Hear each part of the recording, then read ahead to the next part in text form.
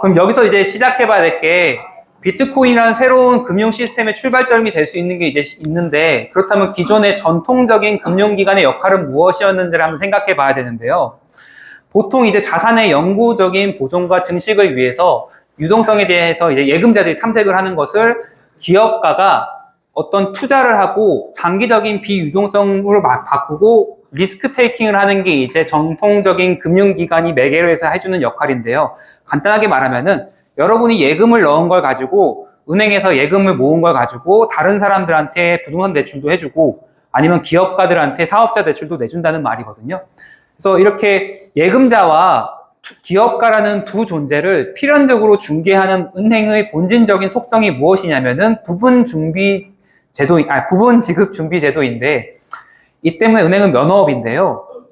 따라서 자산과 부채는 이제 만기일이 불일치할 수밖에 없는데, 과연 비트코인이 이런 전통적인 금융기관의 역할을 대체할 수 있을까라는 제가 고민을 해봤어요. 근데 사실 비트코인을 설계한 사토시 나카모토는 부분 준비금 제도를 사실 싫어하는 걸로 제가 보이거든요, 보니까.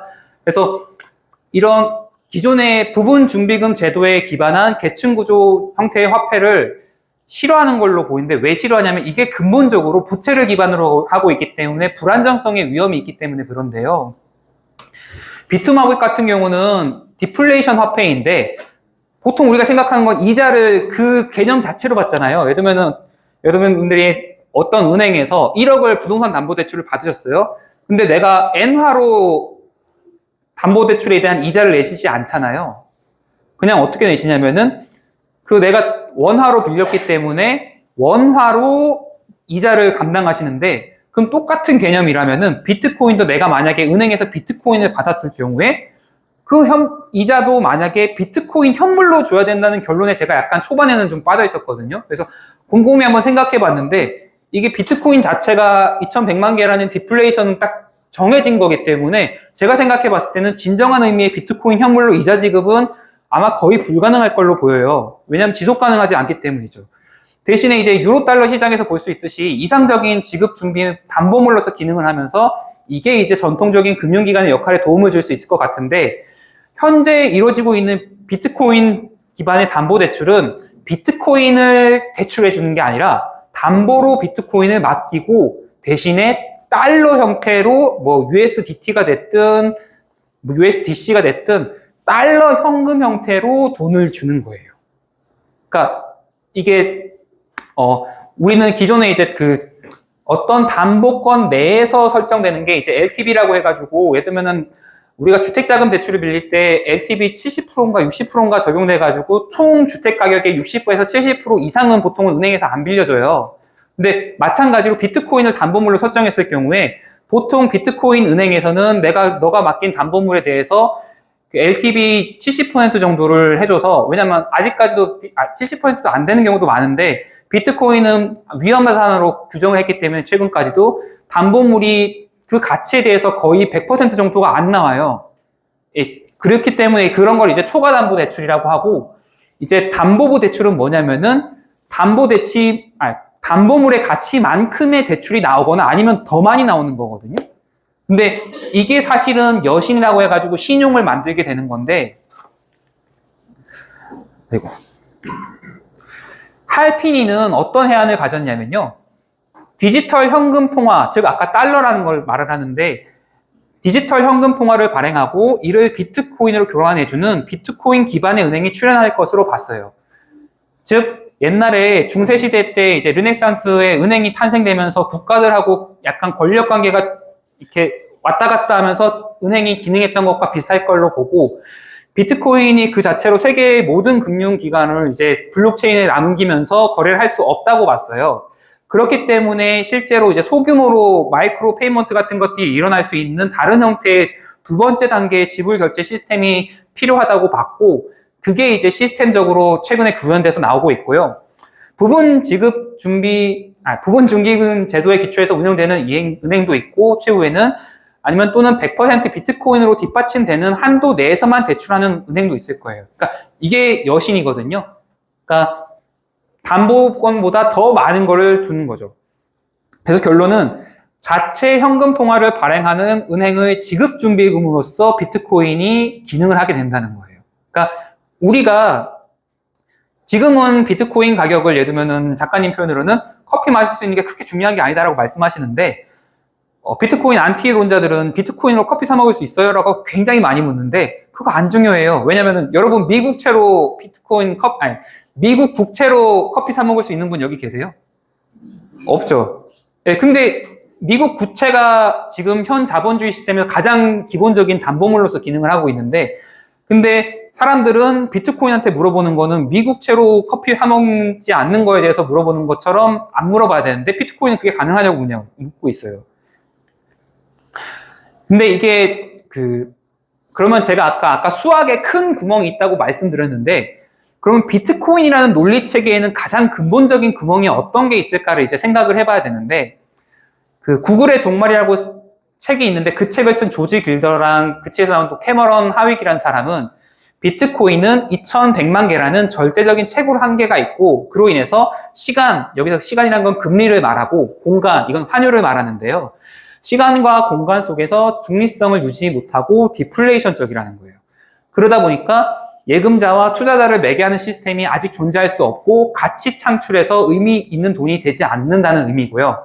이 말은 다른 말로 하면은 비트코인 내에서는 여신을 위한 부분 중비 지급 제도가 불가능하다는 말이고, 이것을 위해서는 이 조지 길더라는 사람이 제시한 거는, 해결하기 위해서는 단순히 계약뿐만 아니라 기하학과적 여신 기능이 보완돼야 된다고 말했고, 근데 이거의 단점은 제가 이 책, 구글의 종말 책을 다 읽어보니까 느낀 점은 뭐냐면요. 이 조지 길더라는 사람은 비트코인은 모놀리스틱 머니라고 생각해요. 여기서 모놀리스틱 머니라는 건 뭐냐면은 일체화된 돈인데, 일체화되는 것은 뭐냐면은 미 국채로도 기능할 수 있고 커피도 사 먹을 수 있어야 돼요.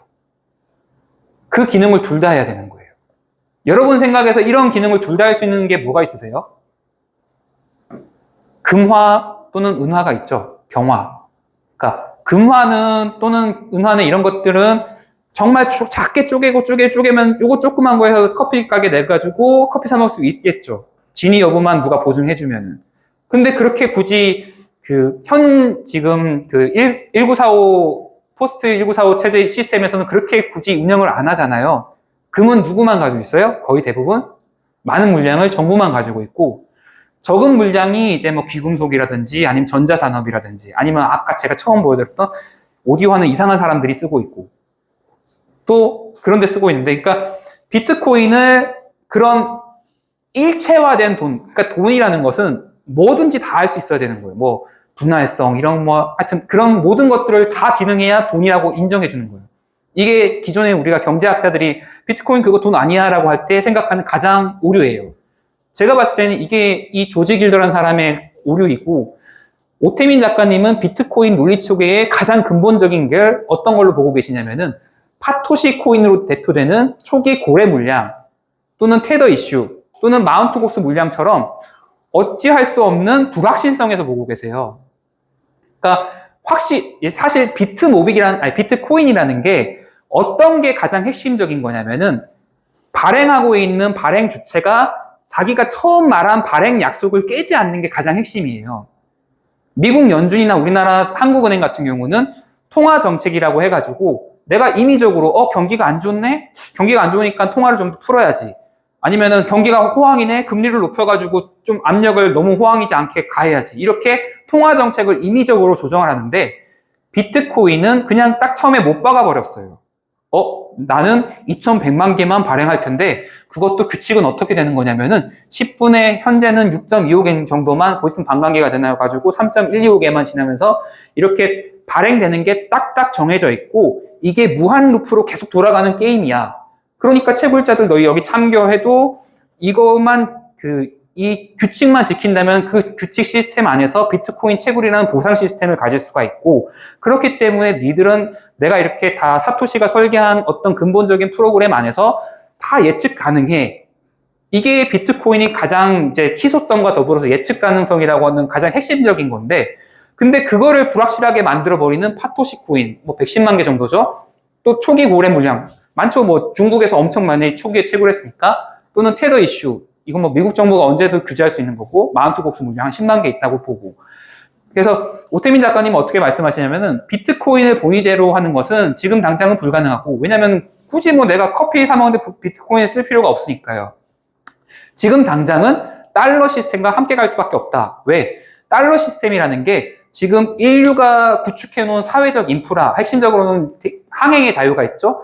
이 항행의 자유라고 하는 여러분들이 인식하지 못하고 있는 사회적 인프라를 만드는 핵심적인 비용이 계속 들어가는데 달러 시스템을 써야 되거든요. 안 그러면은 미국이 굳이 그거를 할 필요가 없거든요. 지금 트럼프가 하는 말이 그건 거고. 그래서 그렇게 하다 보니까 오태민 작가님 결론은 이제 굳이 모놀리식 머니가 되는 게 아니라 레이어드 머니, 즉 계층화된 머니로 만들면 되는 거고, 이제 그 계층화된 머니가 보통은 이제 뭐 처음에 가장 근본이 되는 게 미국채가 있고, 그 미국채를 바탕으로 은행에다가 지급 준비금으로 맡겨놓은 다음에 거기서 은행에서 돈이 발급되는 거죠. 그래서 그 각각의 논리에 대한 해결책이 뭐냐면은, 조지 길더는 뭐라고 생각을 했냐면은, 비트코인이 만약에 가격 변동이 너무 심하니까 이것을 조절하려면은 가격이나 거래량을 조절하는 게 아니라 부채를 공급을 변화해가지고 등락 변동을 허용하면 된다고 보는 거고, 그러면서 이걸 통해 가지고 부채의 발행 및 유통을 기대할 수가 있는 거고, 근데 사실 제가 봤을 때 이게 아니라고 판단이 돼요. 그래서 사실 저는 그 구글의 종말이라는 그 책을 굉장히 재밌게 읽다가 마지막 가서는 이 사람이 왜 이렇게 결론을 내지, 이렇게 좀 의문을 많이 가졌는데, 그게 그러니까 사실 그 구글의 종말이라는 책을 읽게 된 이유가 왜 읽었냐면은 김상환 감독님이 이제 굉장히 재밌는 책이라고 소개를 해줘가지고 읽었는데, 그러니까 그 저자가 낸 결론이 제가 봤을 땐 되게 이상하게 나와가지고 정말 재밌게 읽다가 결론이랑 저랑은 안 맞아가지고 좋은 책인지는 후반 전에는 좋은 책인 것 같은데 후반부는 잘 모르겠다, 이런 결론이 났는데, 오태민 작가님은 자신이 본 아까 비트코인의 불확실성이라고 하는 구멍, 논리책에 대한 가장 밑바닥에 깔려있는 구멍에 대해서 어떻게 해결하고 싶어 하시냐. 그 전에 먼저 보면은 비트코인은 그냥 고도로 추상화된 숫자 그 자체이고, 비트코인 가격은 단지 그냥 임의의 상수일 뿐이기 때문에 굳이 부채를 공급해가지고 경제 규모를 키울 필요가 없어져요. 그냥 경제가 성장하면 성장할수록 비트코인 가격이 그거에 걸맞게 그냥 리디노메이션이 일어나면 될 뿐이에요. 그렇기 때문에 어떻게 되면은 비트코인 가격은 오 작가님이 처음에 한양대에서 강의할 때 그냥 그 당시 시점 가격 대비는 1억이면 엄청나게 큰 금액이니까는 이 정도 가격이 되는 거고, 지금은 1억이 달성됐으니까 몇십 년 뒤를 보면은 야, 이거 그냥 끊임없이 올라가겠는데, 이렇게 생각나겠다가 어떻게 되냐면은 근데 그런 것까지 방치하진 않을 테니까 적절히 은행권에서 개입하고 적용하겠지, 이렇게 생각하시는 거고, 그러면은 어떻게 아까 모놀리식 머니가 아니라고 판단을 하면은 추후 발전 단계에서 레이어드 2나 3 수준으로 해서 여신은 저절로 공급이 될 수가 있어요. 이걸 해결한 거고, 그럼 비트코인 자체의 구멍은 어떻게 해결할 것이냐. 내재된 불확실성을 해소해야 되는데, 안 그러면 기껏 만든 비트코인으로 블록체인 시스템을 이용해가지고 커다란 정말 공급망 사슬을 엄청나게 구축해 놨는데 그게 망가져 버릴 가능성이 생겨버리면은 어떤 게 돼버리냐면은 그냥 2008년도 금융위기 때 은행들이 막 여기 파산, 저기 파산, 여기 파산 이래가지고 야, 이거 이러다가 우리 전 세계 금융이 다 망가져 버리는 거 아니야? 라고 이렇게 걱정을 했던 게 가능해져 버릴 수가 있거든요. 그게 이제 비트코인이 기껏 이제 여러 가지 통해서 만들었는데 불확실성을 해소하지 않으면은 그럴 가능성이 언제든지 좀 있어요. 즉, 논리체계 밖에서 고래를 잡아야 하는 거예요. 여기 이 구조가 혹시 이해가 가세요? 논리체계 내에서 이런 허점이 있는데 이 허점을 그 논리체계 내에서는 수정을 못하니까는 비트코인이라는 논리체계 밖에서 그 허점을 지금 해결해 주려고 하다 보니까는 비트모빅이 떠오르신 거예요. 예. 그래서 비트모빅이 탄생하게 된 거고, 또한 이제 진정한 예금자와 투자자를 매개하는 시스템, 즉 자본주의 시스템이 되기 위해서는 자본주의 공급망에서 가치를 만들어낼 수 있는, 왜냐하면 자본주의에서는 가치를 만들어낼 수 있는 주체라고 하는 것은 기업밖에 없어요. 왜냐하면 정부도 가치를 만들어내지 않고 그냥 일반 사람들도 가치를 만들어 안 내보고 보통 기업이라고 보기 때문에 가치를 만들어낼 수 있는 글로벌 IT 기업이 이 공급망 내에 들어와야 되는 거예요. 네. 그래서 할피니의 해안을 이제 레이어드 형태로 만들어 보면은 할피니는 이제 자체 현금 통화를 발행하는 은행의 지급준비금으로 기능하는 본위화폐가 이제 비트코인의 종국적인 운명이라고 봤는데, 비트코인의 단점은 뭐냐면 속도가 10분당 컨펌이 돼버리는 유통 속도가 굉장히 더딘 화폐이기 때문에 이걸 레이어드 1, 그러니까 미국채의 위치에 놓고 그 위에서 비트코인의 유통 속도를 높이기 위해서 생성 시간을 좀 더 빠르게 할 수 있는 레이어 2 수준에서 예금 증서를 발행하면 되고, 이 레이어 2가 상거래와 경제 활동이 단절되지 않고 원활하게 이제 자본주의 경제 내에서 기능을 할 수 있게 되는 거예요. 그러면 이제 부분 지급 준비 제도에서 기초해가지고 부채를 발행하는 기간도 존재하게 될 것이고, 시장에서는 이제 여러 종류의 레이어 2 화폐가 각각 적절한, 자기가 판단했을 때 난 이 정도 수준의 이자를 받으면은 이 정도 돈 빌려줄 수 있어, 이렇게 자체적으로 판단하는 것이 나와서 가격이 점점 정해질 것이고요. 근데 이렇게 생각해봐도 몇 가지 의문점은 남는데, 금은 이제 진입 여부가 이제 판단이 불가능한 어려운 문제가 있고, 또 금덩이가 많아지면 보관하기가 훔쳐갈 수 있으니까는 힘드니까는 금태한 청구권은 이제 더 편하니까 자연스럽게 은행업이 발전했는데, 비트코인이 그런가요? 비트코인은 오히려 나초키, 나초코인 이렇게 말하면서 내가 소유해야 돼 이렇게 생각하는 경향이 더 많지 않나요? 내가 비트코인에 관련된 암호키를 만약에 은행에 넘긴다면은 그거 내 거 아닌 것 같은데? 이건 그런 의문이 떠오르고, 두 번째는 특히 타락한 국가 권력에 의해서 탈중화 관점으로 비트코인을 이제 이상으로 삼는 사람들이 많은데, 그러면 이제 암호화 키를 이제 익혀야 돼요.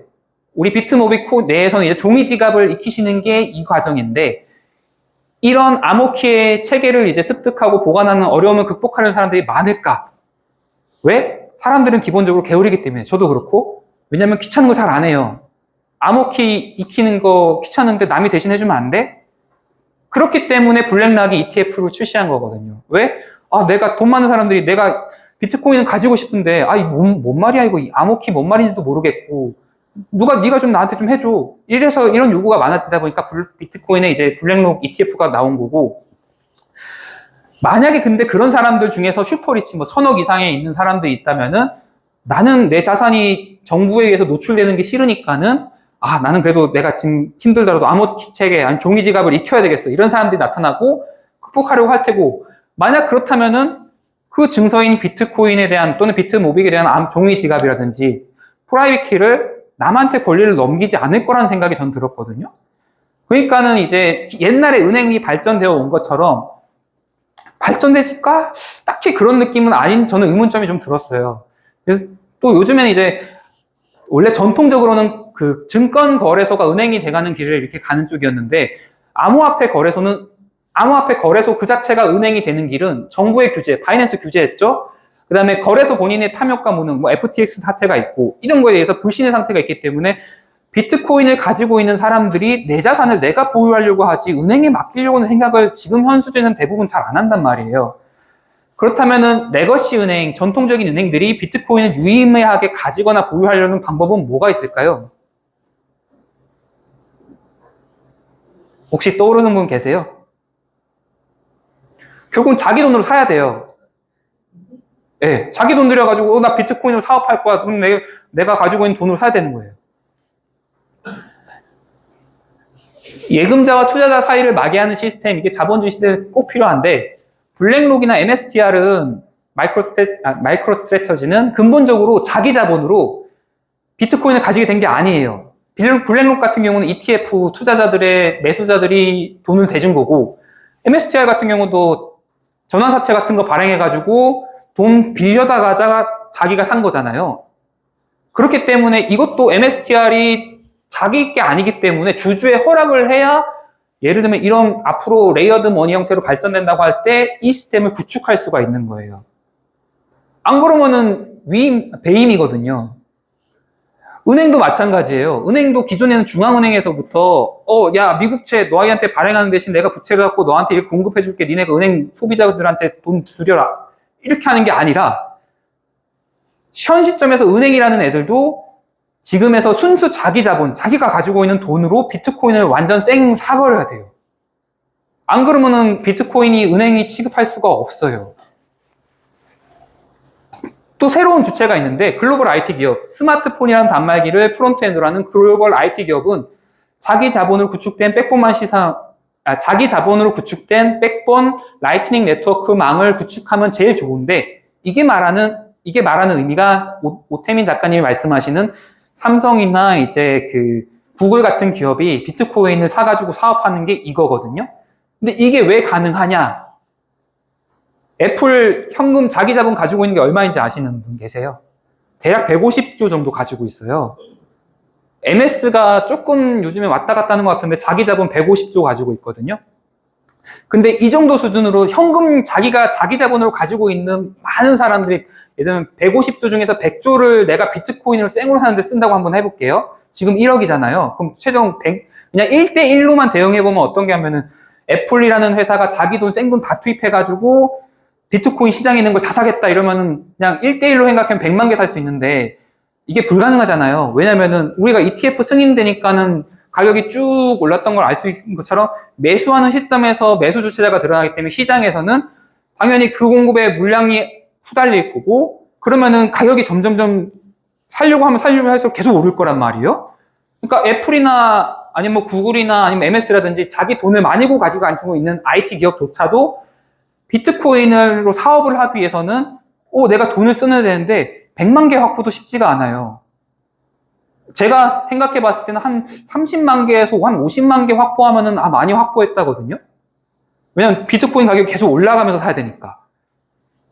여기서 드리고 싶은 말씀 뭐냐면은 본위 화폐, 가장 기축이 되는 화폐로 기능하려면은 우리가 그동안 현재 자본주의 시스템에서는 부채가 돈을 공급하는 기능을 했기 때문에 앞으로의 세상에서는 부채가 없어야만 첫 번째 레이어에서 기능을 할 수 있기 때문에 이런 새로운 그 레이어드 머니의 시스템이 만들어지기 위해서는 자기 돈이 일단 많이 가지고 있는 사람들이 유리하다는 거예요.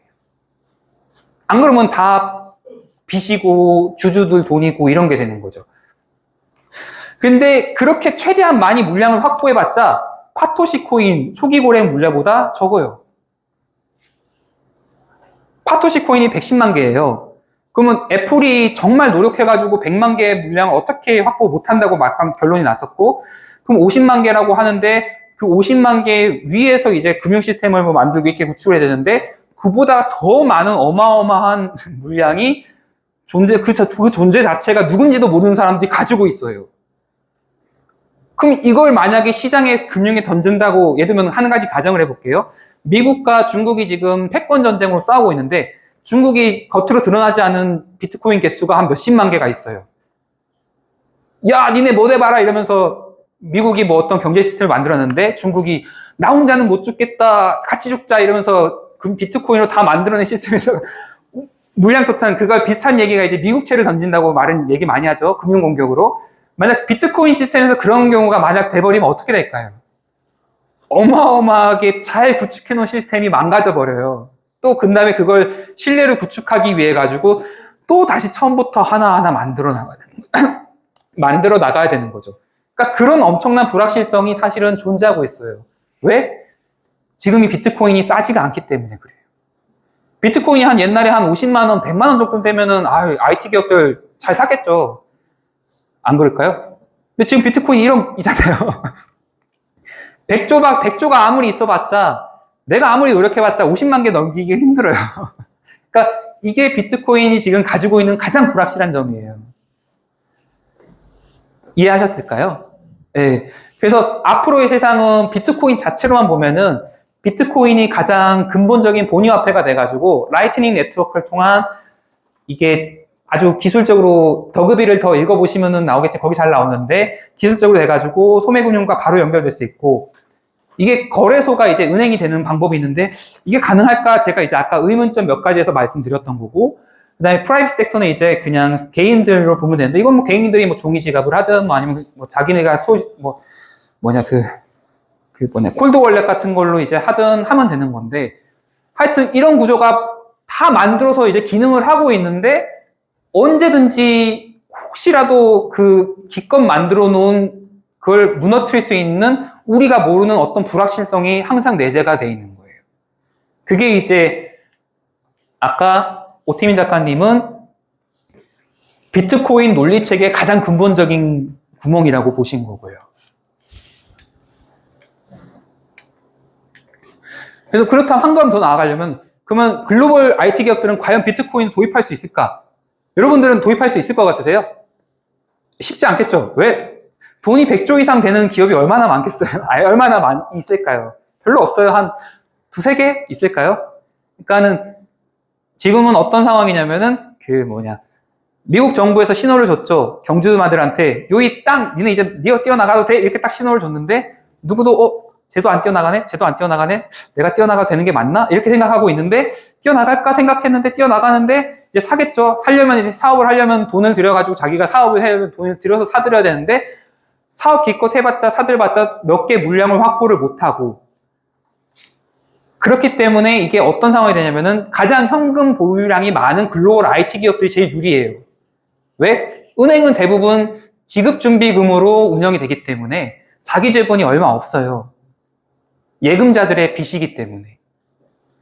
그렇기 때문에 은행은 사실은 비트코인이 새로운 어떤 금융 시스템을 만들어 나간다고 할 때 은행이 굉장히 유리하지는 않다고 저는 판단을 하고 오히려 자기 자본이 되게 많은 IT 기업들 몇몇 그 공룡들이 있는 그런 그룹들이 유리한 건데 그렇다면 이 기업들이 과연 비트코인 도입할까라는 문제가 이제 있는데 그 지점에서 이제 라이트닝 네트워크가 핵심이 되는 건데 왜 그러냐면은 고객 예탁금이 라이트닝 네트워크로 내가 어떤 그 고객 예금을 받으면은 내가 얼마나 많은 비트코인 물량을 가지고 100% 가지고 있지 않더라도 에스크로 그러니까 예탁으로 인해 가지고 조금 더 많은 걸 기능할 수가 있어요.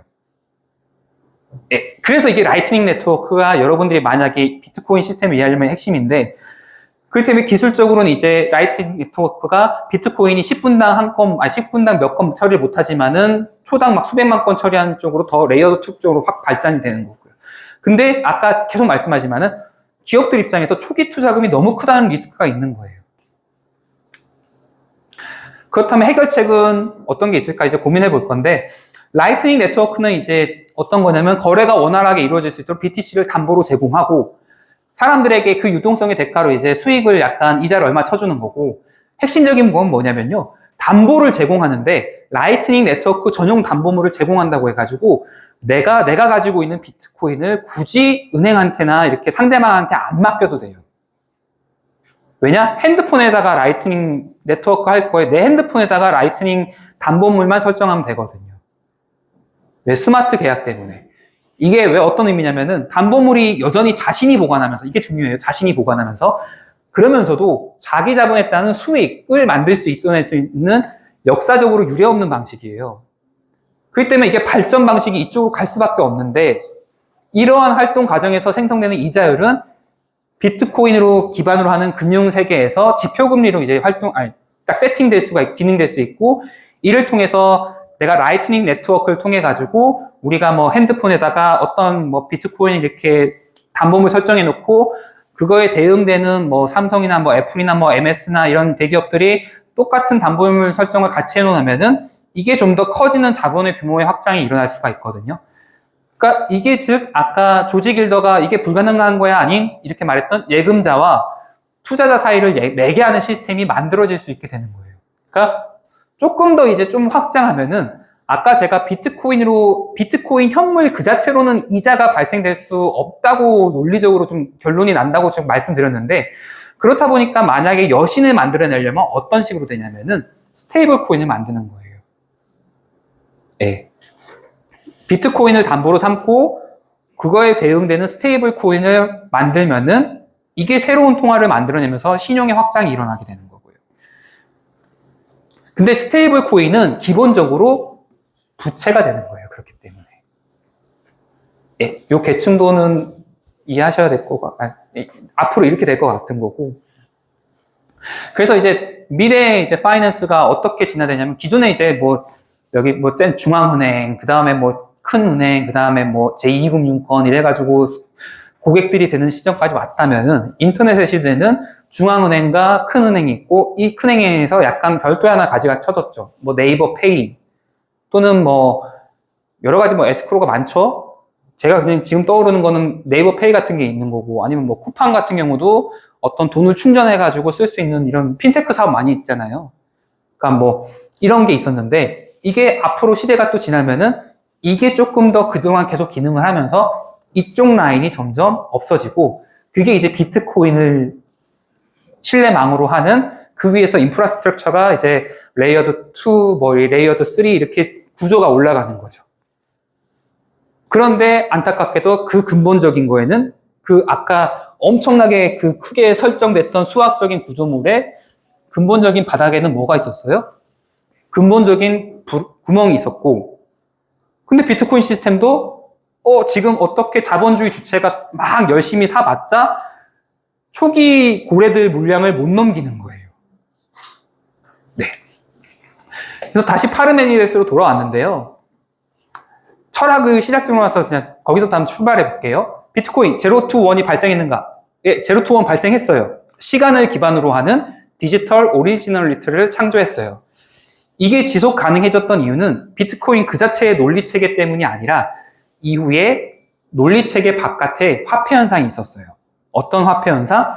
뭐 다크웹에서 마약을 구매하는 데 쓰였기도 했고, 아니면 뭐 총기류를 구매하든 그런 화폐 현상이 있었기 때문에 지속 가능해졌고, 논리 체계 그 안에서는 멈출지 이게 비트코인이 망가질지 아닐지는 몰라요. 사람들이 이걸 어떻게 받아들여서 쓸지가 결정하는 거죠.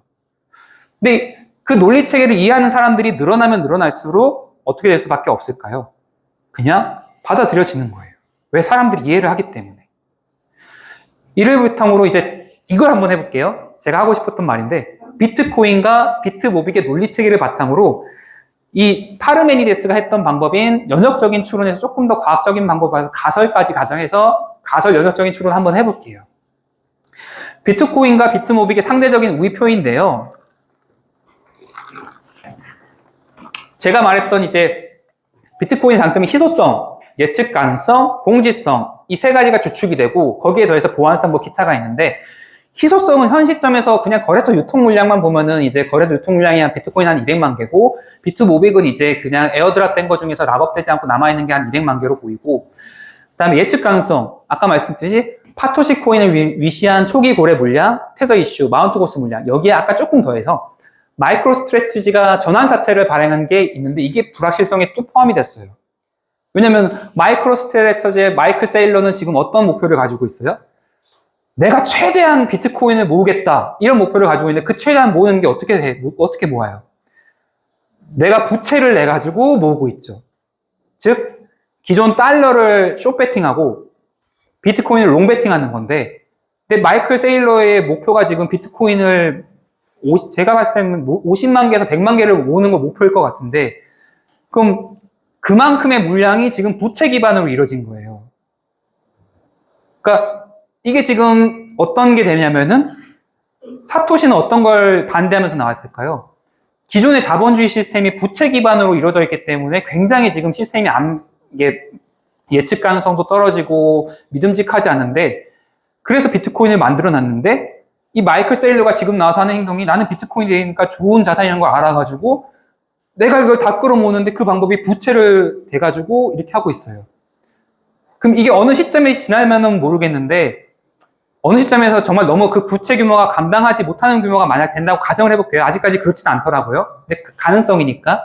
그러면은 이 마이클 세일러의 물량도 주주들이 비트코인 이제 더 가지는 거는 니네 사업에서 돈이 안 나오니까 싫어 이래가지고 팔아야 될 수도 있는 물량이 될 수도 있는 거예요. 그런 맥락에서 본 거고요. 하지만 가장 큰 건 지금까지는 파토시 코인이고요. 아까 말씀드렸던 것처럼 기껏 만들어 놨는데 얘네가 자꾸 활동하니까 치통처럼 언제든지 금융위기가 발생할 수 있는 거예요.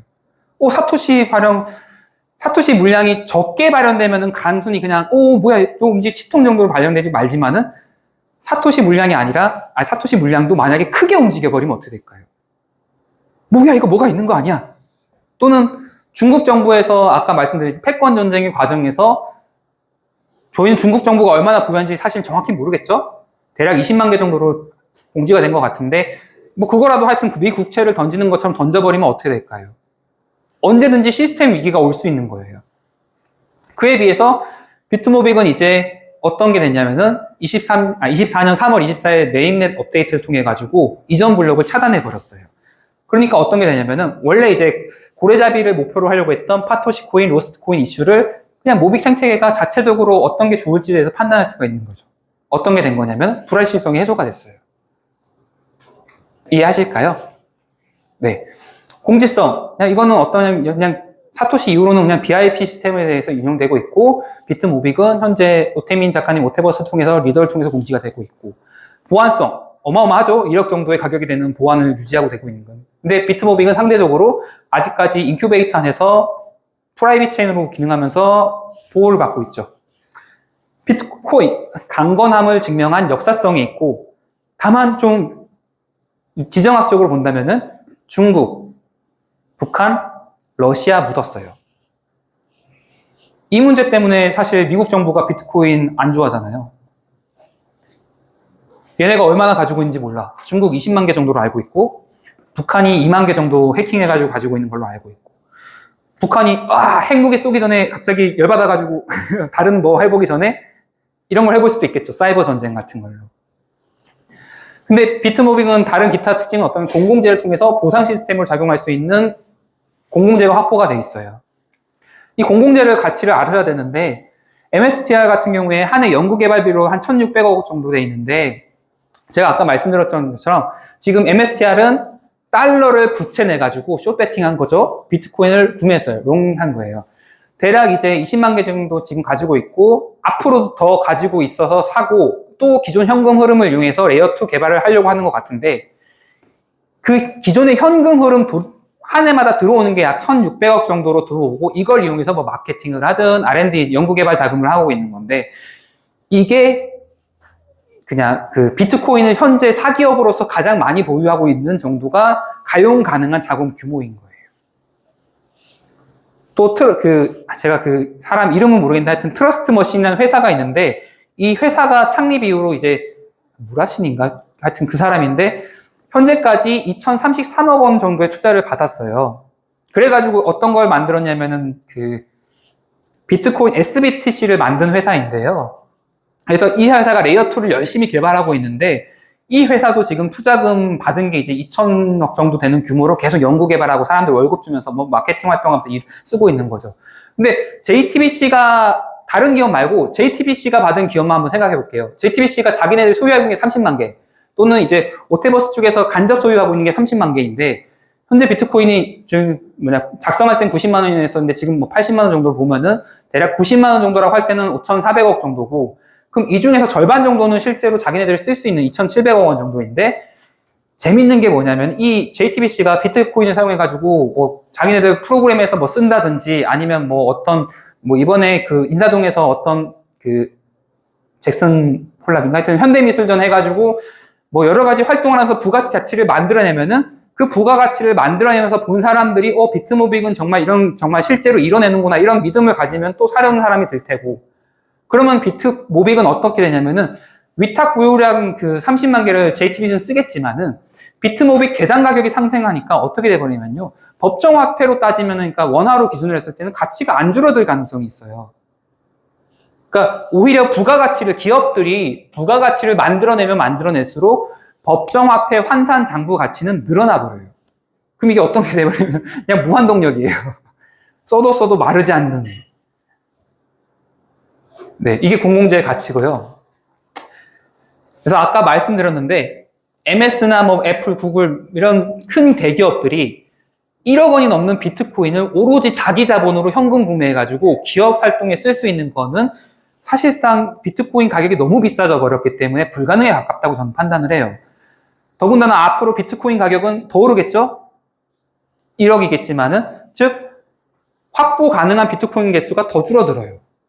또한 기업들이 내가 이게 자체 암호화폐를 발행하려고 해봤자 정부가 방해할 거예요. 페이스에서 이미 페이스북에서 리브라 화폐가 발행이 되었고 그러나 이제 비트모빙을 한번 생각해 보면 이미 비트모빙이 가격을 가졌는데 그 가격을 가진 걸 바탕으로 각 분야에서 주도적인 역할을 하는 기업이나 대학들한테 무상으로 배포해요.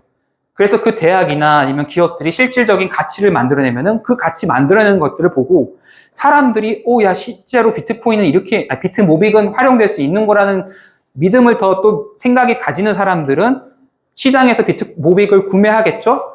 그러면 오를 수밖에 없고 그럼 일단 가격이 변동성이 생기고 총 무상 배포 물량이 기업들 대상으로 1,100만 개 정도로 예상이 되는데 이제 이거 지금 현재가로 가면 9.9조 원이에요. 그러니까 아까 마이클 세일러의 그 MSTR이 쓸 수 있는 돈보다 어마어마하게 지금 더 많거든요. 그리고 또 앞으로 비트모빙의 가격 상승률은 알트코인이기 때문에 무게가 작기 때문에 비트코인의 가격 상승률을 뛰어넘을 가능성이 좀 높아 보이고 그렇다니까 사실상 기업 입장에서는 마케팅이나 이제 R&D 이제 비용 고민이 거의 사라지면서 가치만 만들어내면 되는 게 돼버려요. 우리가 기업이나 대학 입장에서 가치만 사람들한테 만들어내는 걸 내가 보여줄 수 있다면은 더 이상 내가 뭐 은행한테 대출 받는 걸 고민하거나 이럴 게 없어져 버려요. 어떤 기업들은 비트모빅을 에어드랍 받는 기업들은, 대학들은. 그래서 최근에 오 작가님은 이제 연대나 한양대, 앞으로 운영 잘 될 텐데? 이렇게 말씀하시죠? 왜? 자기네들이 등록금 받는 거, 정부 지원금 나오는 것보다 더 많은 자산이 계속 이렇게 증식해 나갈 거니까. 그리고 또 글로벌 IT 기업에 차면은 사실상 전통금융기업 그동안 이제 뭐 외화를 보내는 데 있어도 여러 가지 규제가 많아가지고 수수료가 높았는데 이런 전통 금융업의 이해관계와 규제에 제약을 받지 않는 패스트 트랙일 가능성이 높아요. 자, 그럼 지금 이제 드러난 가치를 봤는데 사실 비트모빅에 있어서 핵심적이지만은 숨겨졌다는 게 중요한 건데 자기 창조적 가치는 뭔가 하면요. 비트모빅의 확산의 단계가 희생 또는 헌신 없이는 다음 단계로 넘어갈 수 없었어요. 가장 최초의 비트모빅을 내가 기업들한테 에어드랍 해가지고 이렇게 내가 거기 비트모빅 전체 발행량의 1%는 내가 좀 먹어야지 이렇게 생각하셨던 오태민 작가님이 이거 결국 내가 못 먹는구나. 어쩔 수 없다. 일반 대중을 대상으로 에어드랍을 진행하고 그래도 이게 하는 게 더 좋을 것 같다라고 판단하고 자기의 몫을 완전히 내려놓았고 이게 가장 큰 희생이에요. 거기서부터 이제 굴러가기 시작했는데 이게 사실은 비트모빅을 따라한 새로운 코인이 나오기 힘든 이유예요. 왜냐면은 제가 뭐 어떤 의견도 봤냐면요. 아니 자기 자본이 어마어마한 규모의 어떤 글로벌 기업이 있는데 비트모빅의 현상을 봤기 때문에 그네들도 굳이 내가 돈 안 받고 그냥 무상으로 나눠주고 이렇게 해가지고 할 수 있지 않느냐 이렇게 했을 때 근데 내가 그 무상 드롭받는 거를 그 기업의 선의라는 뭐 이런 걸 어떻게 내가 믿을 수 있느냐 이런 문제가 좀 발생이 될 수 있거든요. 근데 우리는 지금 어떤 거면은 창시자가 그냥 자기 몫을 완전히 내버린 걸 사실 확인을 해버렸어요. 그렇기 때문에 그런 기업에서 만드는 코인을 만들었다고 만약에 가정하면은 그 기업이 자기가 그걸 포기해야 그 코인의 가치가 어떻게 논리체계에 따라서 점점점 확대되고 자기 생산적으로 나갈 수가 있는데 그 코인을 만든 기업이 자기가 운영하려고 쓴 코인인데 발행해놓고 자기가 그걸 포기할 수 있을까요? 아마 힘들 가능성이 높다고 생각하고요. 이 희생은 아까 제가 말씀드린 자기 참조적인 프랙탈 구조의 최소 단위가 돼가지고 이 비트모빅 생태계는 어떤 식으로 지금 굴러나가고 있냐면은 그냥 스스로 약간 조금 포기하고 약간 희생하고 이런 게 약간 헌신이라는 이름으로 이게 약간 자발적으로 참여하는 사람들이 지금 사실은 대부분 많은 사람들이 지금 이루고 있어요. 여기 앞에 계신 바상님도 그렇고. 그러니까 사실 이 프랙탈 구조가 지금 최소 단위가 돼가지고 계속 돌아가고 있는 거거든요. 그래서 제가 개인적으로 생각하는 비트코인하고 비트모빅을 가르는 가장 큰 차이는 뭐냐면은 비트코인에는 자기 희생적인 생태계 코어가 없다고 보이고요. 그냥 게임 이론에 관련돼가지고 바탕이 돼가지고 계속 그 게임 이론에서 어떤 신뢰 한 바퀴를 굴렸기 때문에 나가고 있는 거고 비트모빅은 생각보다 여기서 자기 희생적이라는 건 어떤 거냐면은 시간 선호 현상이 낮은 걸 말하거든요. 그러니까 내가 조금 나중에 내 이익 실현을 해도 되니까는 지금 굳이 안 해도 돼. 어차피 비트모빅이라는 시스템은 내가 생각하는 것보다 더 빅딩이 되어 있을 거니까 이렇게 생각하는 사람들이 많기 때문에 그래서 대다수의 비트모빅 게임 참가자들에게 요구되는 아주 작은 희생은 본인의 시간 선호 낮추기인 거고 이렇게 시간 선호 낮추기가 비트모빅을 가지고 있는 사람들의 대다수가 된다면은 어떻게 되냐면은 비트모빅이라는 신뢰 네트워크가 그 위에서 활동하는 기업들이 경제 활동에 있어서 시간의 지평을 늘려버릴 수 있게 돼요. 이 시간의 지평이 늘릴 수 있다는 건 어떤 거냐면 기업 입장에서는 기업 활동을 하려면은 예측이 가능해야 되는데 내가 예를 들면은 이번에 어떤 사업을 벌이는데 1년 뒤에 이렇게 어떻게 좀 운영될 게 예상이 돼. 아니면 뭐 이렇게 분기별로 어떤 게 예상이 돼. 그래서 사업 계획을 세우고 하는데 근데 그게 내가 단순히 한 달 뒤만 보는 게 아니라 석 달 뒤, 1년 뒤, 뭐 장기적으로는 5년 뒤, 뭐 몇십 년 뒤도 예측해야 될 가능성도 있겠지만 너무 크고 적어도 한 1년 단위 이상은 봐야 될 텐데 이 1년 단위 이상을 본다는 시간의 지평을 늘릴 수 있게끔 해줘요. 왜냐하면 신뢰망이 안정화가 됐기 때문에.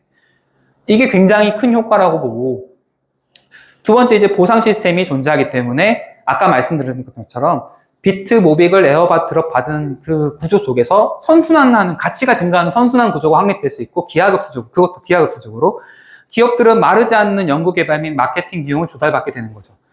능력 있는 인재들이 가치가 이제 지속적으로 상승할 거게 되니까는 모여들게 되죠. 왜? 사람은 자기 이익을 추구하게 되니까. 이거 당연한 거잖아요. 내가 어떤 똑같은 시간을 들여가지고 일을 하는데 내가 시간 들이는 거에 더 가치를 쳐줘. 그러면 나는 뭐 이직을 하든 하겠죠?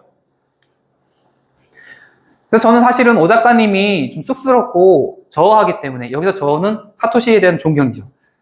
또는 아직 대중들이 받아들일 수 있다고 판단하시기에 굳이 이런 말씀까지는 안 한 걸 보이는데 기업이 비트모빅을 가지고 레이어2를 생태계를 개발하고 그 생태계가 비트코인과 상위 호환된다는 식으로 말 안 하는데 작가님 머릿속에서 이제 비트모빅이 글로벌 IT 기업에 올라타면은 그 생태계가 커지면 커질수록 비트코인보다 훨씬 더 나은 신뢰 네트워크가 되리라고 생각하지 않을까 제가 개인적으로 이게 앞전 과정에서 쭈루룩 따라와다 보니까는 개인적인 결론을 이렇게 났어요. 그래서 그냥 제가 생각할 때는 이제 앞에서 말한 여러 가지 상대적 우위가 있기 때문에 그냥 그 상대적 우위 때문에 시간의 함수이지 않을까라는 생각하고 있는데 이게 어떤 얘기냐면 제가 아까 투자에서 확률적 우위가 중요하다고 말씀드렸는데 카지노에서 1%, 51%가 넘는 확률적 우위가 중요한 것처럼 이런 아주 약간의 미세한 확률적 우위를 지금 갖추고 있기 때문에 시간이 증가되는 엄청나게 시간의 힘이 쌓이면은 탈바꿈이 되지 않을까 생각 중이 되고 있는 거죠. 그래서 이제 마지막에 도달했는데요. 그렇다면 진화란 뭘까? 이제 그레고리 차이틴이라고 하는 정보통신 이론을 공부하는 요즘 최근에 핫한 학자이신데 이 차이틴이 말하는 생명 형상이라는 것은 정보 스페이스를 이제 랜덤워크하면서 힐 클라이밍 하는 건데 이 말을 그냥 풀어보면은 어떤 한 정보 공간 안에서 랜덤한 돌연변이가 생겨가지고 이게 반복해 나가는데 이 정보 레벨, 추상화의 단계를 높여나감으로써 진화가 일어난다는 거예요. 근데 이에 따르면은 이제 화폐라는 정보 공간 안에서 랜덤한 돌연변이가 어느 순간 뭐 지혜의 족보에 따른 뭐 아담백도 있었고 할피니도 있었고 이렇게 쭉 여러 가지 족보에 따라서 쌓여가지고 비트코인 탄생해가지고 화폐의 추상화 단계를 높였어요. 즉 정보 레벨, 추상화 단계를 높였고 지금 이 상태고요. DNA가 있었다는 게 어떤 거냐면은 이제 DNA가 돌연변이가 생기면서 생명체를 진화시켰는데 옛날 사람들은 어떻게 생각했냐면 DNA를 몰랐기 때문에 제가 있고 뿅 해서 바상님이 나타나야 어떤 새로운 진화가 생겨나는 그러니까 미싱 링크라고 하죠. 그러니까 이 중간에 있는 거를 어떤 건지를 알지 못하는 거예요. 근데 이거를 만약에 어떤 거를 얼마나 걸릴지 시간을 한번 해보면 어떤 생명체의 분자수에 5제곱 레벨의 시간이 필요한 건데 이게 분자수가 생명체를 이루고 있는 분자수가 어마어마하기 때문에 사실 저 시간은 우주 탄생부터 지금까지의 시간보다 더 길어요. 그러니까 진화가 일어날 수 없는 거예요. 만약 그런 방식으로 생각하면. 근데 DNA가 발견되면서 이게 완전히 바뀌었는데 DNA가 조금의 염기설이 변형되면서 굳이 큰 노력에 엄청나게 큰 변화가 생기지 않더라도 약간의 정보 변화로 인해 가지고 진화가 될 수 있는 거거든요. 근데 이게 어떤 효과에 되냐면은 제가 처음에 이제 양자역학을 설명하려고 굳이 했던 게 뭐냐면은 DNA 복제 도중에 양자 중첩이 풀리면서 이제 양자 터널링 효과로 인해 가지고 DNA 돌연변이가 일어나기 때문에 그래요.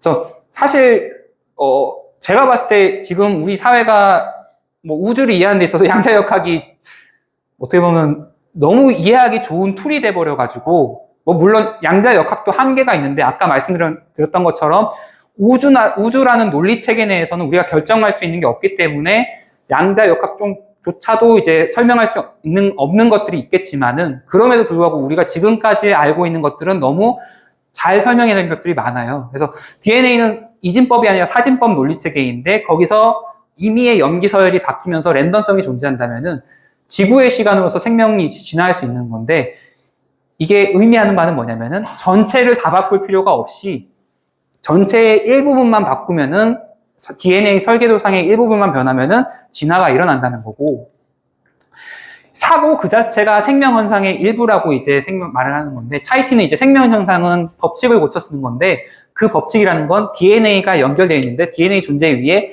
ATCGC라는 이제 염기가 있는데 그 사진법의 레벨에서 고쳐쓰기가 일어나서 DNA 과정에서 양자 터널링 효과가 일어나면서 변화나 돌연변이가 일어나는 거고요. 여기 지금 영상이 살짝 있는데 이게 양자 터널이거든요. 어떤 거냐면 이게 입자라고 가정을 하면은 이게 포텐셜 벽인데 어떤 벽이 있기 때문에 사실 못 지나가야 돼요. 근데 제가 아까 단일 중성자가 이중슬릿을 통과한다고 말한 것처럼 전자가 있는데 이 전자가 어떤 전자가 아까 막 전자 구름이 있는 위치가 있었는데 그게 이 벽의 두께가 이 전자 구름의 두께보다 작으면은 여기서 여기로 순간 이동이 일어나는 거예요. 이게 사실 삼성이 지금 겪고 있는 거거든요. 삼성이 지금 반도체에서 3나노 공정에서 되게 어려움을 겪어가지고 TSMC한테 밀렸다가 이제 3나노 공정 좀 해가지고 다시 이제 물량 찾아오고 있는데 3나노 공정 이렇게 미세 공정으로 들어가면은 반도체 설계할 때 저렇게 전자가 순간 이동하는 것 때문에 내가 어떤 회로를 만들지 않았는데도 불구하고 전자가 순간적으로 내가 원치 않는 위치에서 나타나게 돼버려요. 너무 공정이 미세하게 돼버리니까요. 그래서 다시 돌아오면은 사고가 멈춰 있다는 것은 이제 진화가 멈춘 사람이 난 거고 진화는 창조적인 활동인데 랜덤하긴 하지만은 이제 상전이가 이루어지기 때문에 한 단계 위에 추상적인 공간으로 올라갈 수 있는 게 이제 창의적인 발상이고 이렇게 보면은 생명 현상 자체가 이제 곧 창의적인 현상인 건데 이제 우리가 봤을 때는 이제 오태민 작가님이 하신 건데 아까 그냥 전자 터널링만 먼저 말씀을 드리면은 여기 수소결합이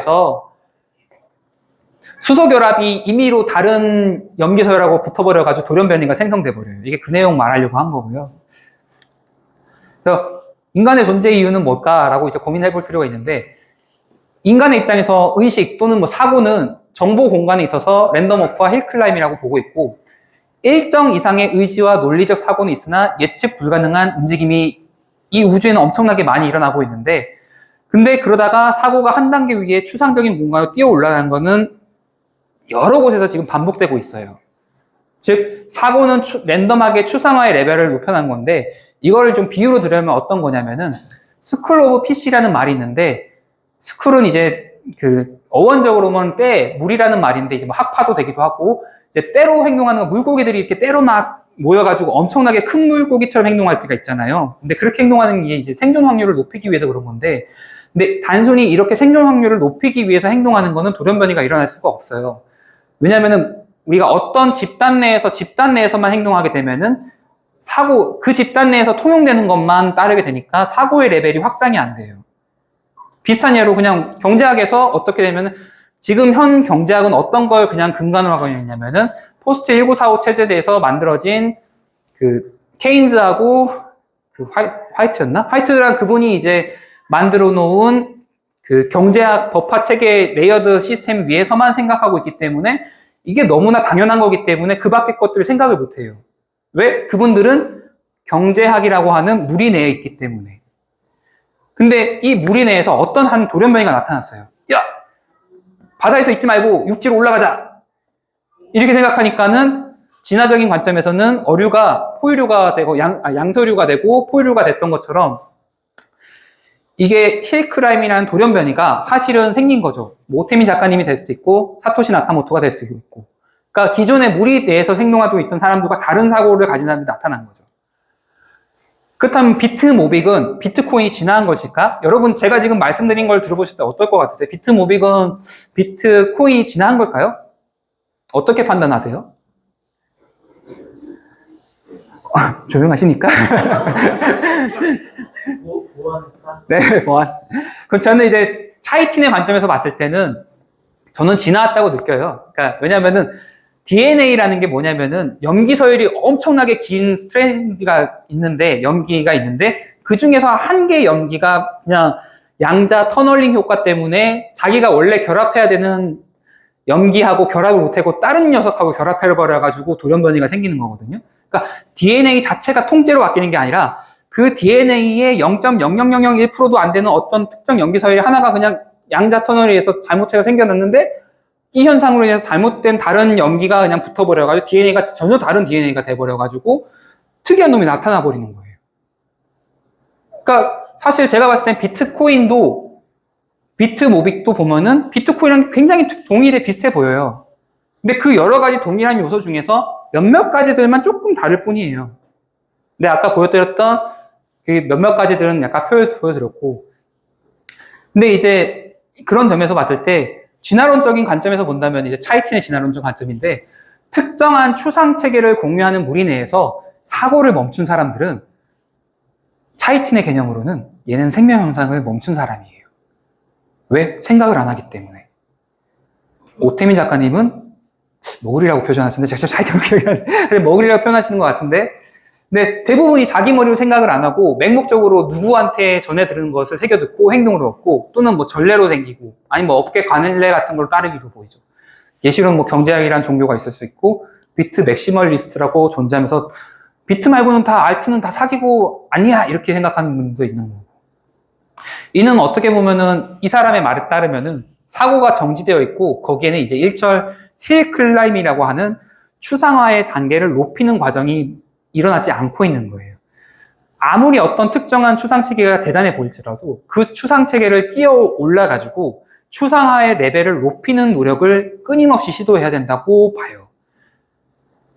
이제 그런 추상화 레벨을 하는 데 있어서 비트모빅이 나온 건 이제 고리 잡으려고 하는 문제인 거고 이거는 뭐 각자 이제 앞으로 이제 논의되는 거에 따라서 생각하시면 될 것 같고요. 그렇다고 이렇게 진화된 것 자체가 무조건 다 우월하고 사회적으로 받아들여지느냐라는 측면도 살펴봐야 되는데, 과거에 여러 가지 표준 논쟁, 어떤 게 있냐면은 여러분 그 VHS 비디오 테이프 여기 쓰신 분들 많으시죠? 그 비디오 테이프 넣는 이렇게 비디오 테이프 재생하는 것도 그게 사실은 더 안 좋은 거였고요.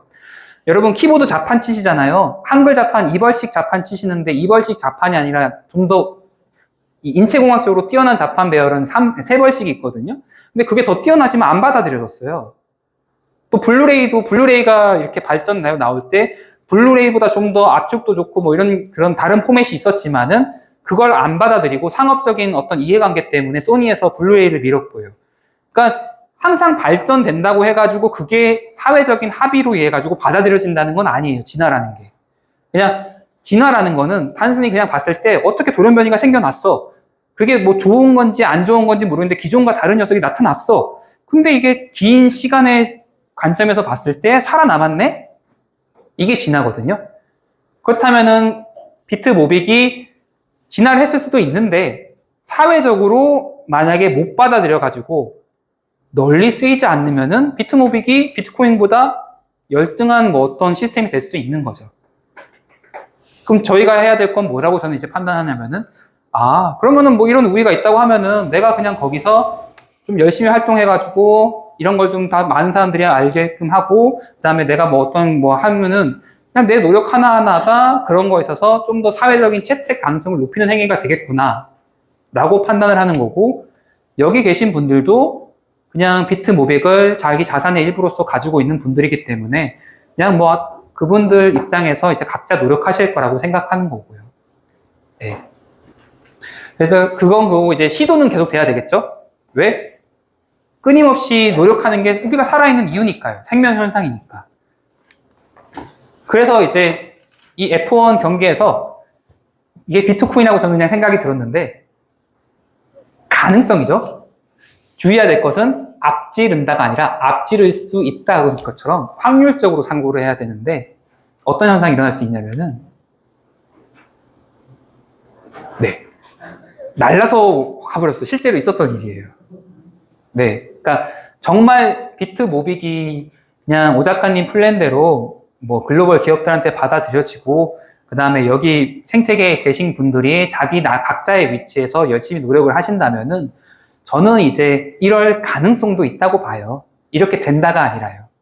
100%가 아니라 그럴 가능성도 있으니까는 그냥 여러분들이 그냥 사셨던 것처럼 지금 활동하시는 것처럼 약간의 자기 시간 선호를 조금 낮추시면서 그게 드러난 게 이제 락업 하신 거고 그런 락업 활동을 하신 것처럼 이런 자기 신호 현상을 조금 낮추고 새롭게 비트모빅 생태계에 유입되시는 분들을 위해서 조금 더 배려해드리고 도와드릴 수 있다면은 이런 가능성이 일어날 수도 있는 거죠. 감사합니다.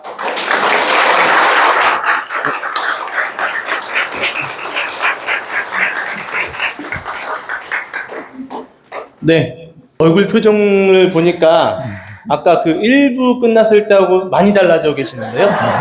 네. 네, 잠깐.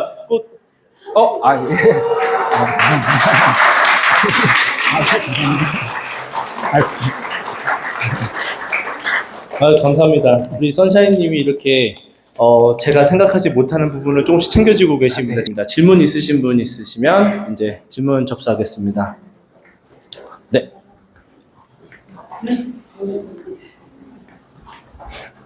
긴장되는데요. 네, 개인적으로 저기 회랑아빠 같이 들으면서 같이 잘 들었던 주제라서 더 깊게 설명해 주셔가지고 저는 되게 감명 깊게 들었습니다. 감사합니다. 그래서 한 가지 여쭤보고 싶은 게 있는데 되게 이제 강의 말씀하실 때 비결정론적인 거를 강조하신 것 같거든요. 네. 그래서 제가 이게 철학 공부하면서 계속 생각한 의문인데 혹시 뭐 자유의지에 대해서 네. 있다고 생각하시는지 아니면은 이제 되게 저는 엄청 그 큰 선택을 되게 과감하게 결단하셨다고 생각을 하거든요. 네. 그런 선택을 하신 것이 어떤 뭐 이유에서인지 아니면 운명적으로 그런 선택을 하게 되신 건지 그런 점에서 어떻게 네, 저는 자유의지가 있다고 생각하고요. 그 자유의지의 사실 가장 근본을 이루는 건 어떤 거라고 느끼냐면요.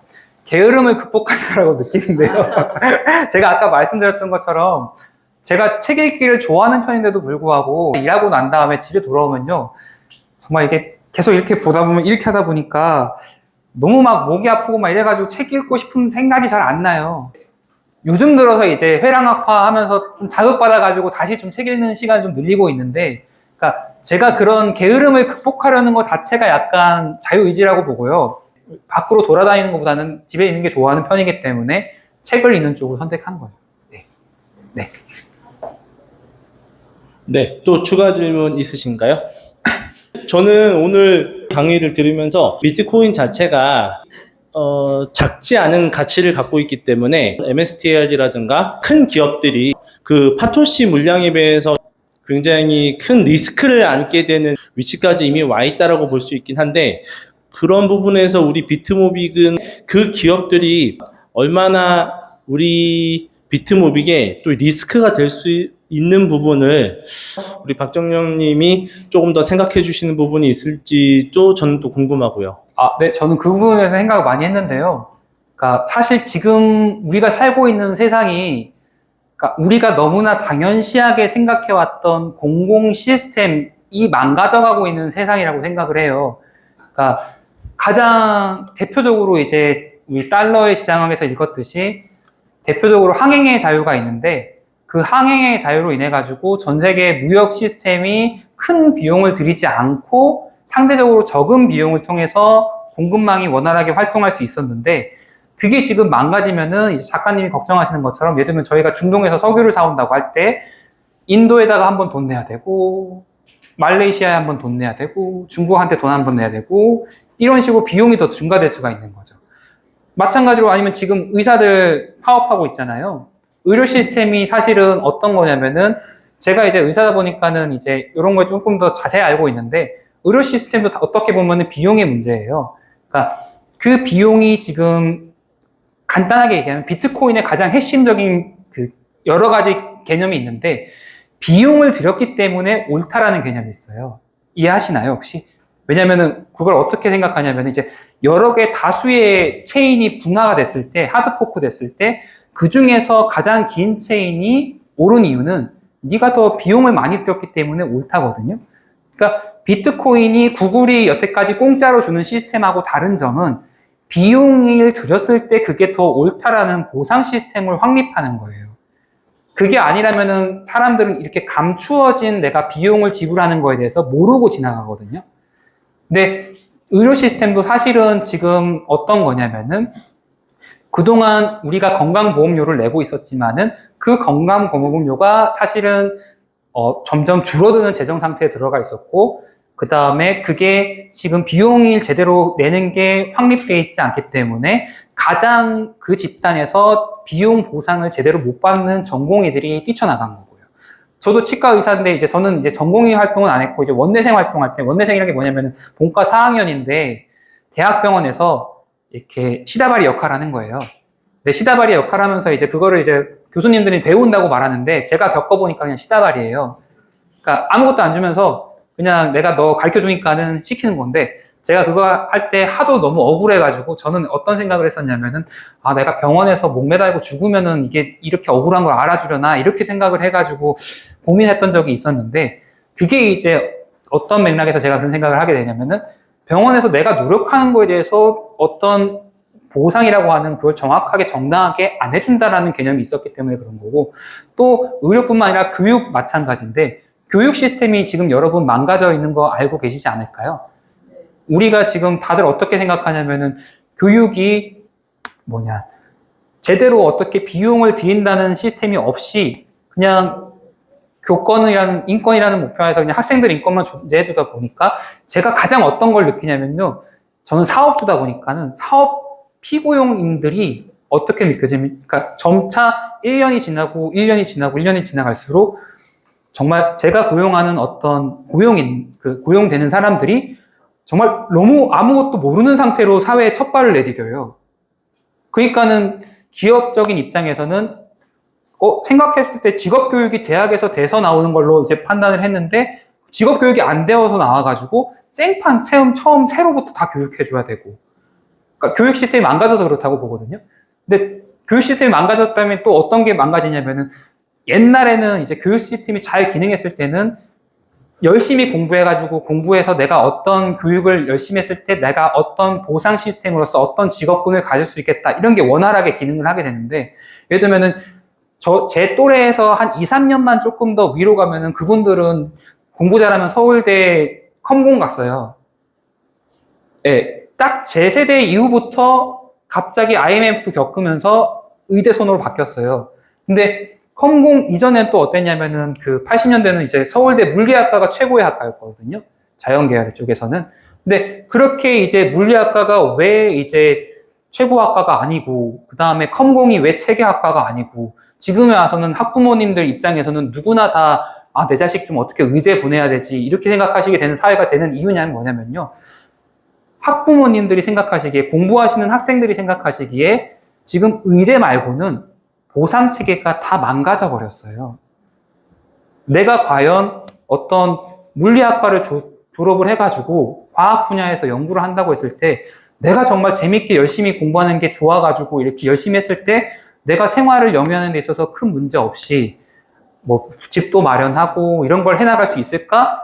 근데 공부 잘하는 친구들이 봤을 때 아니 물리학과 나와서 그거 힘들 것 같은데 철학과 나오면 더 안 될 것 같은데 인문계 이거 취업하기 힘들 것 같은데 이렇게 생각하는 이유가 뭘까요? 우리 사회가 지금 기본적으로 보상 시스템이 망가져 있기 때문에 그런데 저는 이제 비트모빅의 아까 최대 장점을 제가 인식하는 건 뭐라고 생각하면 보상 시스템이 다시 만들어지게끔 해줄 수 있는 시스템이라고 봐요. 그러니까 지금 비트모빅 생태계 내에는 어떤 게 있냐면요. 작가님이 영리하게 잘 만들어서 그렇지 그래서가지고 내가 어떤 거를 열심히 노력하면은 작가님은 그거에 대해서 보상을 확실하게 해주시는 보니까 그거에 대해서는 걱정 안 하고 난 열심히 내가 할 것만 하면 돼. 이런 믿음이 누구나 이 생태계 내에서 활동하시는 분들은 다 가지고 계세요. 근데 지금 이 생태가 아니라 우리가 그냥 대한민국 아니면 전 세계로 넓혀봐도 이게 제대로 작동하고 있는 시스템이 맞나? 이런 의문점이 들고 있거든요. 그러니까 사실 좀 더 비트코인부터 시작된 문제인데 비트코인 이제 금융가들이 너무 그걸 독점하는 걸로 보여가지고 이 금융을 좀 더 보상 체계를 좀 더 확실하게 그 비용을 들이는 체계가 맞는 걸로 확 바꿔 나가려고 한 철학이 있었다고 보는데 그러니까 제가 겪는 건 그렇게 보여요. 그래서 하여튼 바상님 그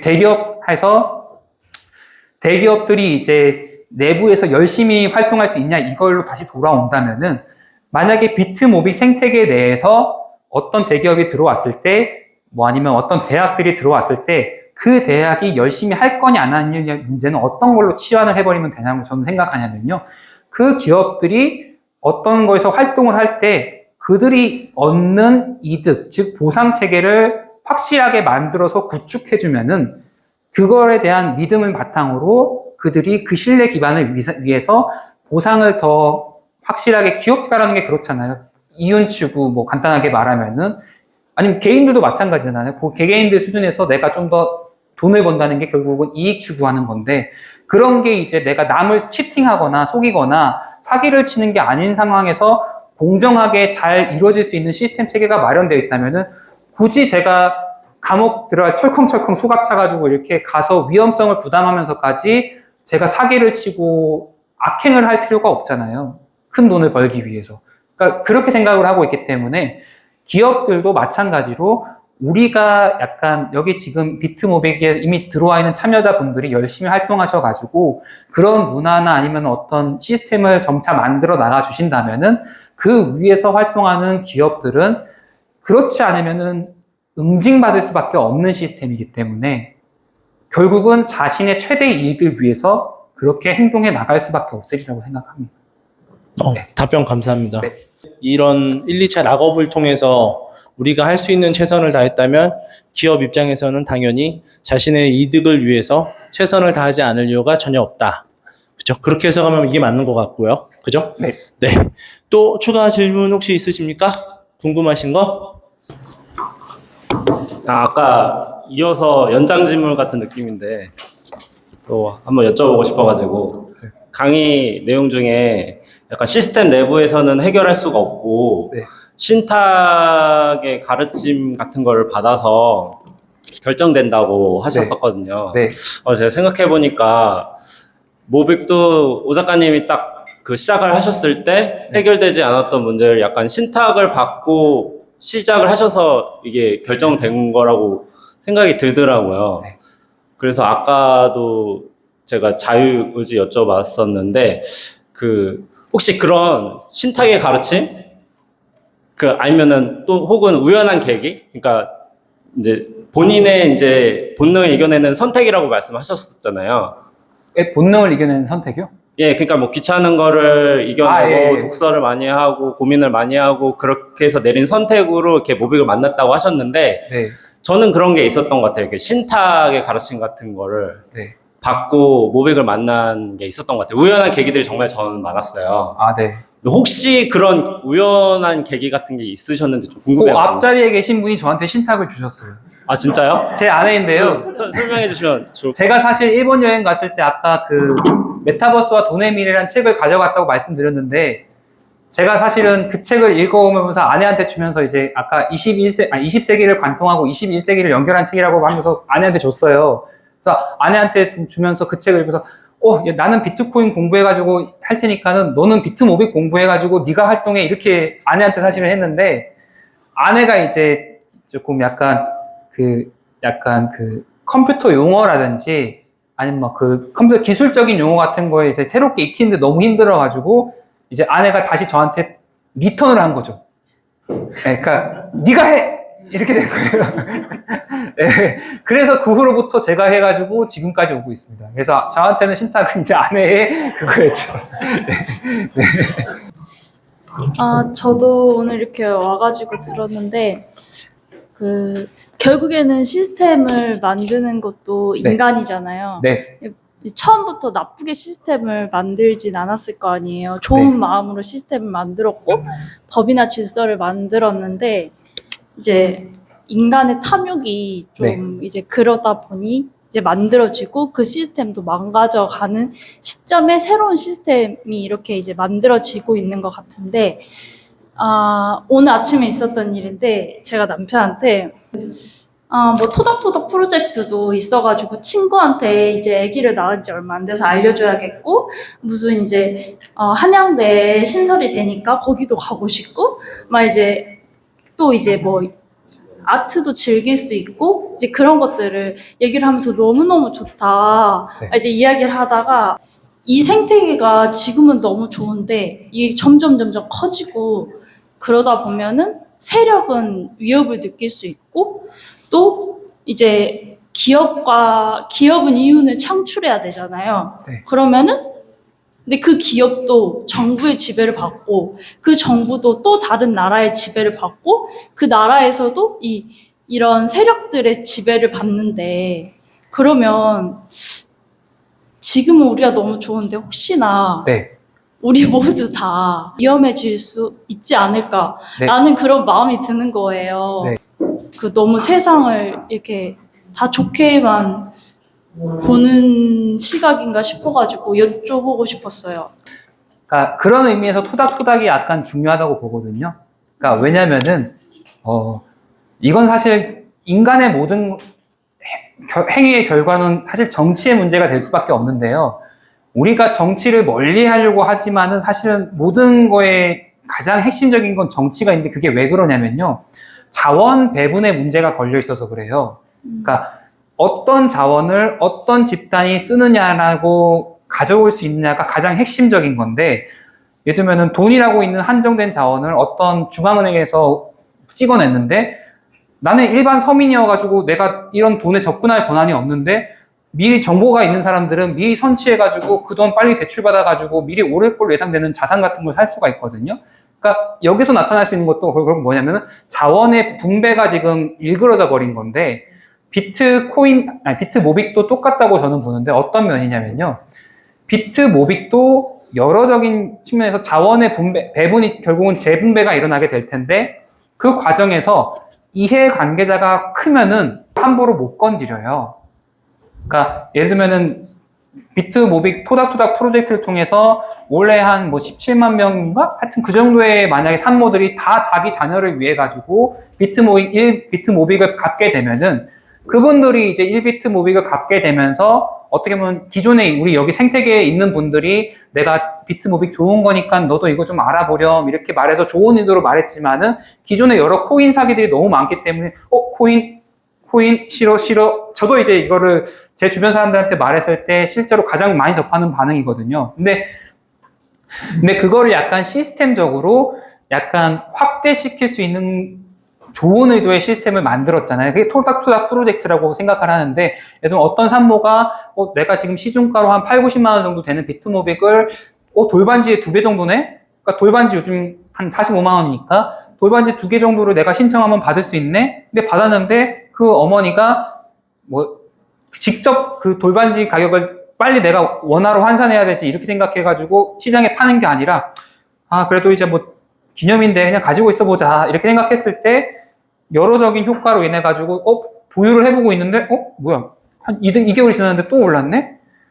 한 또 1년 지났는데 뭐야 이거 가격이 왜 이래? 이렇게 느낀다면은 학습 효과로 인해 가지고 내가 이거를 언제까지 보유할게 될까를 고민하게 될 거라고 보는데, 분이 내가 비트모빅을 가졌을 때 좋은 긍정적인 효과가 나한테 자꾸 돌아온다는 걸 학습을 하게 되면은 그분은 다시 내가 시부모님 되었든 친정 어머니가 되었든 어머니 제가 이번에 이렇게 해봤는데 이런 게 있더라고요. 한번 저는 괜찮은 것 같아요. 이렇게 말하시는 분도 있고, 그럼 이게 점점점 커져나가 보면은 여기에 자꾸 이제 이해관계가 걸린 사람들이 늘어나다 보면은 함부로 못할 거라고 봐요. 대표적으로 어떤 게 있냐면요. 지금 코인 자산 세금 유예가 또 논의가 되고 있잖아요. 그러니까 그게 왜 그러냐면은 옛날에는 그냥 코인 과세해야지 이렇게 하면은 그래 그거 당연하지 이렇게 그게 대부분의 입장이었어요. 왜? 사람들은 코인 이거 이상한 자산을 자꾸 막 살려고 하네?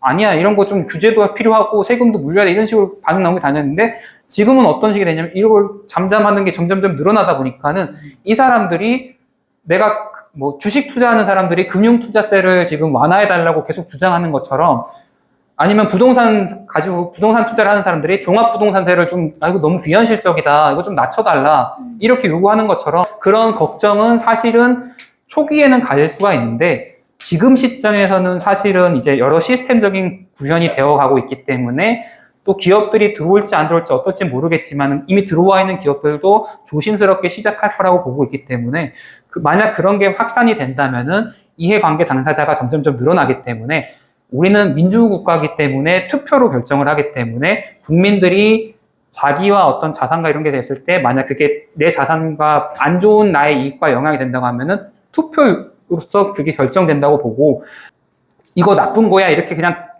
지정해버림으로써 나쁜 거라고 인식돼 버려가지고 그냥 멸문지화를 당할 수 있는 정도의 수준은 힘들 거라고 보고요. 그러니까 그게 점점점 커지는 과정에 있다고 생각합니다. 그럼 마지막으로 정보와 생태계의 차이점이 뭐라고 생각하세요? 정보와 생태계의 차이점이요? 네. 이해관계를 만들어내는 시스템이 어떻게 구축해내냐에 달라있는 거죠. 그러니까 정부는 사실 우리가 자유민주주의에 있기 때문에 사실 그 정부가 그 자유민주주의의 구성원인 시민들을 위해서 일해야 된다고 하는 게 사실은 당연하잖아요. 근데 이론적으로는 그런데 실제로는 안 그렇잖아요.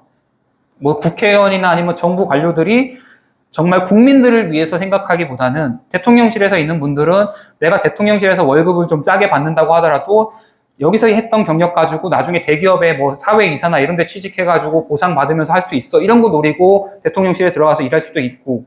그러니까 사실 정부의 개념이 이상적으로 구현된 것보다는 다른 쪽으로 돌아가고 있고. 근데 여기 생태계도 사실은 자칫 잘못하면은 아까 우려하셨던 것처럼 전체의 이익으로서 기능하는 방향이 아니라 일부의 이익으로서 기능하는 방향으로 생태계가 잘못 재편될 수도 있어요. 근데 그거를 계속 위험성을 생각하시면서 걱정하시고 고민하시고 어떤 방안을 마련해 지내시고 그 다음에 그런 걸 만약 겪었다고 하면은 어떤 해법을 만들어내시는 분이 사실 저는 지금 오 작가님이라고 보고 그리고 그 밑에서 여러 가지 뭐 이런 뭐 철학적인 사고 훈련을 하시던지 아니면 그런 분들 해가지고 어떤 그런 거를 유지를 좀 계속 이어나가는 분들이 위주가 된다면은 그렇다면은 아마 그게 앞으로도 개개인의 일부를 위해서 어떤 생태계가 계속 돌아가는 게 아니라 전체 생태계에 도움이 되는 방향으로 될 거라고 생각하고 그다음에 오 작가님이 항상 그 사진 찍을 때 단체구로 뭐라면 생태계를 위하여 이러시거든요.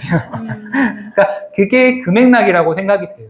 네. 그러니까 어떤 소수의 집단에게 이익이 되는 것만 계속 시스템을 만들어 나갈지 아니면은 전체 구성원들한테 도움이 되는 방향으로 자꾸 시스템을 만들어 나갈지에 대한 거죠. 그러니까 결국엔 건강한 시스템이 되기 위해서 저희도 다 같이 근데 여기서 건강한 시스템은 사실 별거 없어요. 자기 이익을 조금 추구하셔도 돼요. 나쁜 거 아니에요. 전 돈 버는 거 나쁘다고 생각 안 하거든요. 자기의 이익을 추구하면 되는데 다만 시간 선호만 조금씩만 늦춰주면 돼요.